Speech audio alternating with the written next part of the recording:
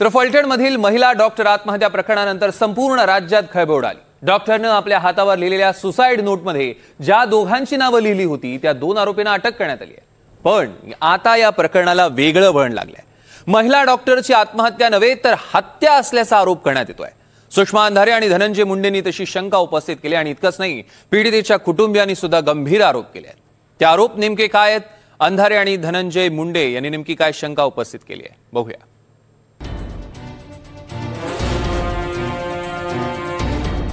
महिला डॉक्टरची आत्महत्या नव्हे हत्या।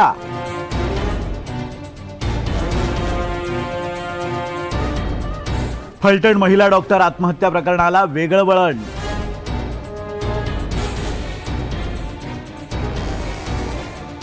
सुषमा अंधारे आणि धनंजय मुंडे यांना वेगळाच संशय।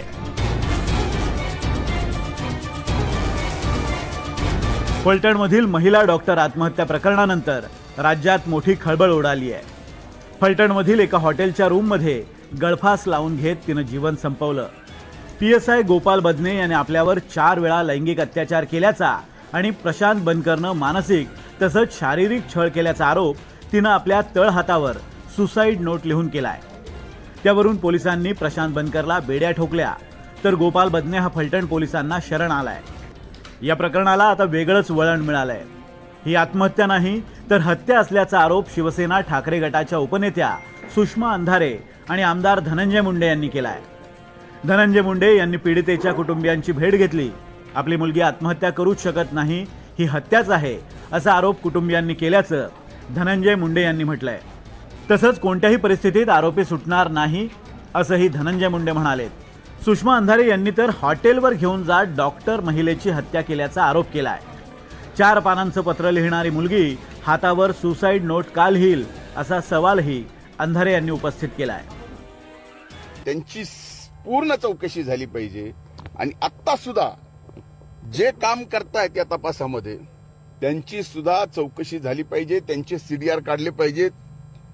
इथं तर सरळ सरळ खासदाराच्या 2 PAचा संबंध जोडला गेलाय। आता तरी बीड जिल्ह्याचे हे तुम्ही माध्यम आपल्या या भगिनीला न्याय देणार आहात का पुन्हा हा माध्यम या बीड जिल्ह्याची बदनामी करणार, पुन्हा भगिनीची आमच्याची इबरत काढणार? जर तिचा रूम आहे, जनरली आपलं जिथं घर असतं तिथे आपण हॉटेल घेत नाही, तिथे ती घर करून राहते, मग ती रात्री 1 वाजता हॉटेलवर गेलीच का? ज्या हॉटेलवर गेली ते हॉटेल नेमकं रणजितसिंह नाईक निंबाळकरांच्याच कार्यकर्त्याचं कसं? कारण दिलीप भोसले हा आता नगराध्यक्ष पदाचा उमेदवार असू शकतो भाजपकडून।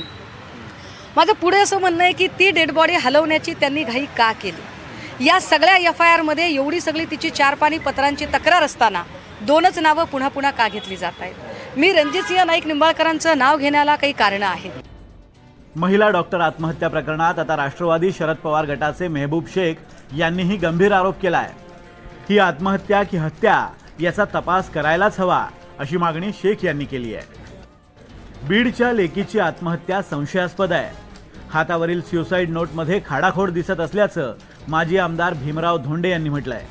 तर OBC डॉक्टर महिलेवर अत्याचार करण्यात आलाय, त्यामुळे तिच्यावर दबाव आणणाऱ्यांवर आणि आरोपींवर कठोर कारवाई करण्याची मागणी जोगेंद्र कवाडेंनी केली आहे। ते काय SP आहे का आरोग्य मंत्री आहे? पोलिसांनी कोणत्या अधिकाऱ्यांनी माझ्या खासदाराकडे तक्रार केली? म्हणजे पोलीस कुणाचे घरगडी असल्यासारखे काम करतायत हे यातून दिसून येतं। 10 मिनिटात त्यांचे PA तिथे येऊन फोन जोडून देतात।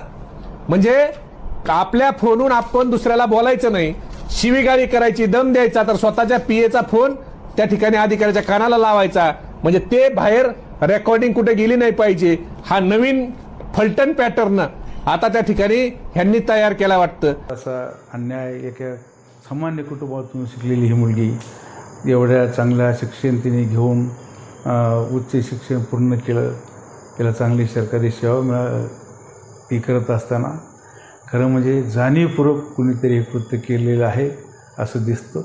म्हणून परत एकदा अशी माझी मागणी आहे, SIT स्थापन करावी आणि कठोरात कठोर कारवाई ह्या संबंधित जे गुन्हेगार आहेत त्यांच्यावर करावी।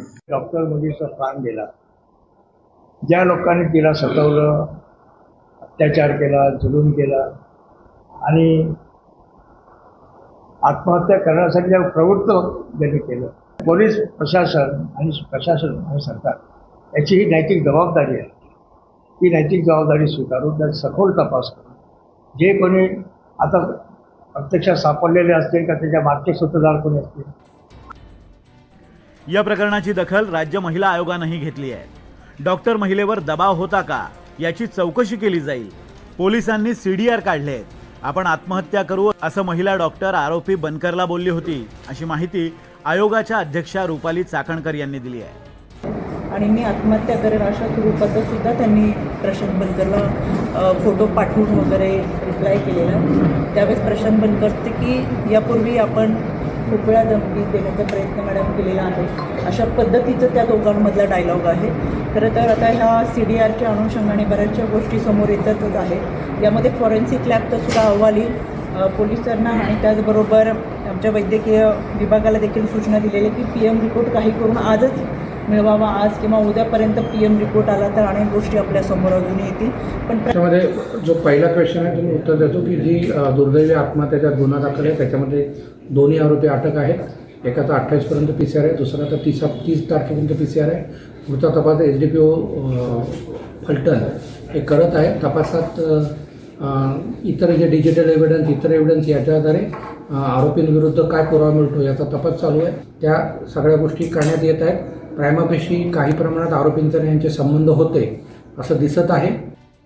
दरम्यान 23 ऑक्टोबरच्या रात्री फलटणमधील एका नामांकित हॉटेलमध्ये गळफास घेतलेल्या अवस्थेत महिला डॉक्टर आढळून आली होती. हॉटेलमध्ये त्या रात्री नेमकं काय घडलं होतं ते जाणून घेणंही महत्त्वाचं आहे. ते खासदार महोदय कोण की ज्यांनी डॉक्टरांना धमकावलं त्याचा शोध आपण घेत आहोत. पण दुर्दैवाने हीच ती रूम आहे 114 क्रमांकाची. हॉटेलचं नाव आहे मधुदीप हॉटेल. त्या हॉटेलमध्ये रात्री 1:30च्या सुमाराला डॉक्टर इथं आल्या होत्या आणि साधारणपणे रूम अशीच आहे की ज्या पंख्याला त्यांनी गळफास घेतला आणि त्या रूममध्ये आता ही पूर्ण रूम सील करण्यात आलेली आहे. पण ज्या पद्धतीनं डॉक्टर रात्री 1:30च्या सुमाराला इथे आल्या आणि त्यानंतर त्यांनी आत्महत्या केली त्यातनं अनेक प्रश्न उपस्थित होतात. फलटणमधील डॉक्टर महिलेनं आत्महत्या केली की तिची हत्या झाली आहे याचा पोलीस तपास करतीलच.